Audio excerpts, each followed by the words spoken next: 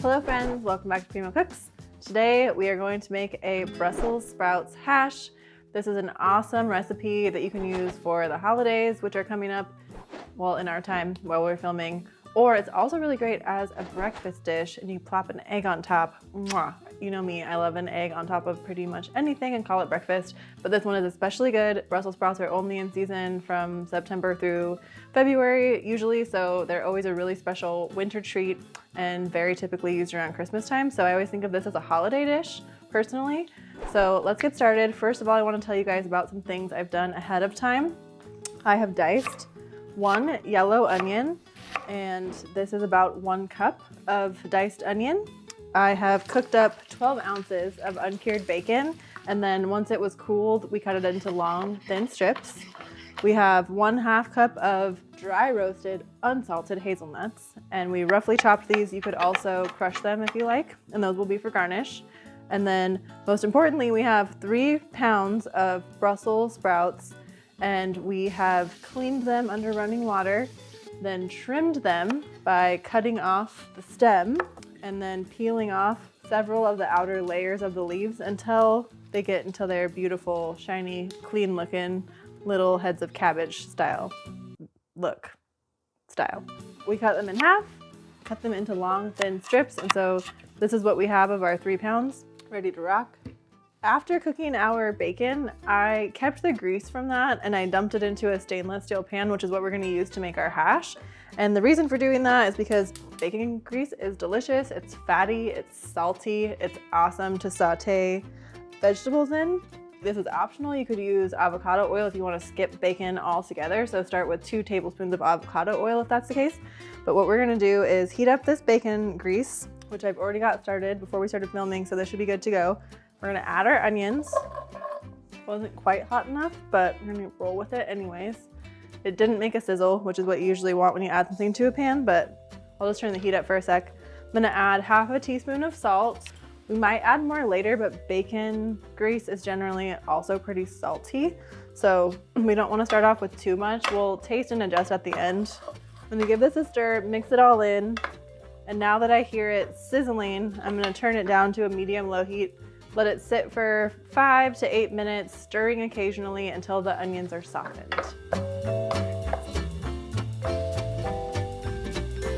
Taste one. Bacon grease, yep.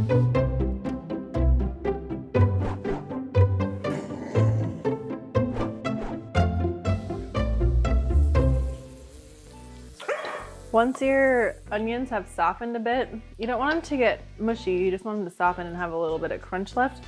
Then add in your Brussels sprouts. It's hard to have that extra S on Brussels. Brussels sprouts cut into thin strips, add them into your pan with your onions. Give them a good stir, fold in the onions, the bacon grease. Then we're going to assess if we want to add any additional oil or liquid if the pan is dry. So you can see these are nicely well coated in bacon grease. We probably don't need to add any more oil because we're gonna add in liquid. We have 2 tablespoons of white wine in here, 1 tablespoon of grade A dark maple syrup, and we're gonna pour this in, give it a stir. We also wanna add in 1 teaspoon or 2 teaspoons of tamari. Oh.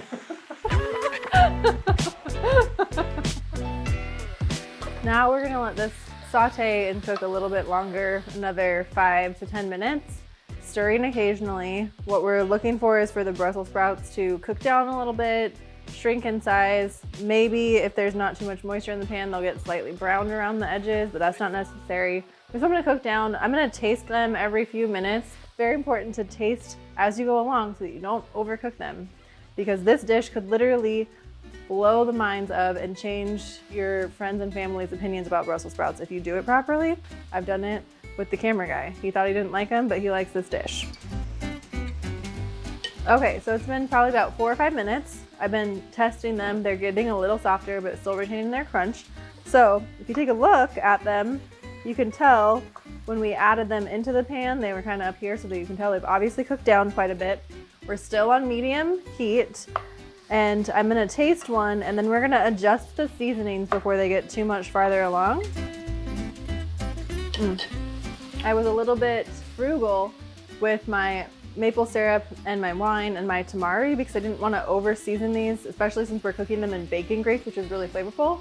But I definitely have some playroom to add a little bit more of each of those things to enhance the flavor. So I'm gonna do another splash of tamari for saltiness, because we also only started with about a half a teaspoon of kosher salt. So I'm gonna add another quarter teaspoon of kosher salt, another tablespoon or so of white wine, and another tablespoon of grade A dark maple syrup.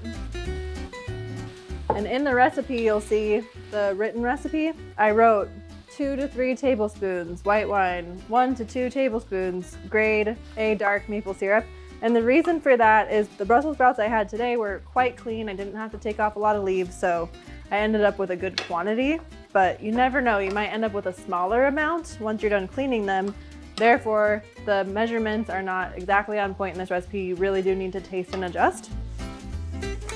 So now that I have all those mixed in, I'm gonna let them simmer for a minute or so and then taste it again, see what I think.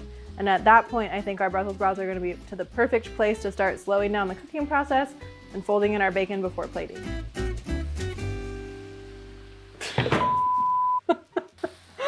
After a minute or two, give it a taste. Super yum. So what I'm gonna do is turn the heat down to low and fold in bacon. The Brussels sprouts are at the perfect place to where I don't want them to cook too much more. Gorgeous. One more taste with the bacon. That good? Yeah, I like blew my own mind. I kind of forgot what I was doing for a second there. So now I'm gonna turn the heat off, and then we can just immediately from here plate, or let's say you're making this for a holiday dish, you could leave it on low heat on the stove top, or put it in a casserole dish, keep it on low heat in the oven to keep it warm. But we're gonna take it over here to the cutting board. We're gonna plate it and top it with some hazelnuts for the holidays. That's how I really like to serve this. It adds a nice crunchy texture and another flavor profile that balances out with the Brussels sprouts, the maple syrup, and the bacon. Mwah, so good. Okay, let's bring it over here. Give it a top of some roughly chopped hazelnuts. Let's decorate the cutting board too for looks. Gorgeous. And voila, Brussels sprouts hash with bacon and hazelnuts. Great holiday dish or breakfast. I have more to say, so if you want to stick around with me, I'm going to give you some ideas of how to make this recipe your own in our afterthoughts. Alrighty friends, so Brussels sprouts, if you couldn't tell, I'm very enthusiastic about them. I don't think I tried Brussels sprouts until I was 19 or 20, and I had gone over to dinner at some new friend's house, and they actually roasted Brussels sprouts in their toaster oven. So I wasn't super jazzed, and I was being polite when I took them on my plate, but they were so good. And ever since then, I've been a huge Brussels sprouts fan, and I realized it's just all about how you prepare them. Because I've definitely had bad Brussels sprouts. It's really how you prepare them. So roasting them is really common. You can get them crispy on the outside. Some people boil them. That to me is a no-no because that's what makes them mushy and stinky and sulfury. You can saute them. You can use them raw in a salad if you chop them up really finely. But this recipe in particular, this hash, I really like it for making for large groups of people because you're gonna have some of those Brussels sprouts haters in there, but you're cutting them up really fine. You're cooking them up with bacon and other flavors, so they're there as a texture and they're more cabbage-like and really accessible. It's a great thing to add into your diet. They're in the same family as kale, cauliflower, broccoli, cabbage, collard greens. They're in the cruciferous family, so they're really fiber-rich. They have a lot of minerals and vitamins. And they're seasonal, so I always think of them as one of those veggies that you can't source all year round, so it feels really special when you do get to get them. So going through this laborious task of cleaning them, trimming them, sometimes they're really dirty and they take a while. It's this labor of love because they're special and you don't get to have them that often. So that's how I think of them. And they're just so unique in their flavor because to me, there's definitely a bitterness, but if you cook them right, they can be a little sweet, a little nutty, a little spicy, and they're just so unique. I love Brussels sprouts. So I'm trying to encourage you to try this recipe and get your friends and family to love them as well. When you purchase them, you just want to make sure that they're not soft or squishy. You want to make sure they're really firm and not yellowing in any way. And also sometimes you'll find them, the way that Brussels sprouts grow, we'll have a visual aid over here, but they grow on a big stalk. And if you find them sold on the stalk, go ahead and buy those. They're really fresh when you buy them that way, but you do want to make sure that you put that stalk in a cup of water like you would a bouquet of flowers to keep them fresh. Otherwise, if you buy just like bulk Brussels sprouts at the store, keep them in a zip top bag in the crisper of your refrigerator, and they last for a really long time. It's like cabbage. They'll last for a long time in your refrigerator. What else can I tell you? Oh, for this particular recipe, it's substitutions that you can make. So let's say you don't have an onion on hand, but you have shallots. Substitute shallot for onion. You could use leeks in place of onion. And you can skip the bacon altogether, and you can use a high heat oil like avocado oil or grapeseed oil. And you can use that in place of the bacon grease. And then what you're going to want to do though is add in a little bit more salt and a little bit more tamari because the bacon grease adds a lot of saltiness to this dish, but it's still awesome sans bacon. That's the right term, right? If you say sans something. And you don't even have to put nuts on in the end if you don't want to. You could do almonds or walnuts. Any nut is nice on there to have some kind of crunchiness, but it's also unnecessary. It's good by itself. And like I said, say it again, really good with an egg on top for breakfast. Freaking delicious. Makes great leftovers if you don't eat all of it. And you can also bulk it up by mixing in potatoes in with it, which is also really nice.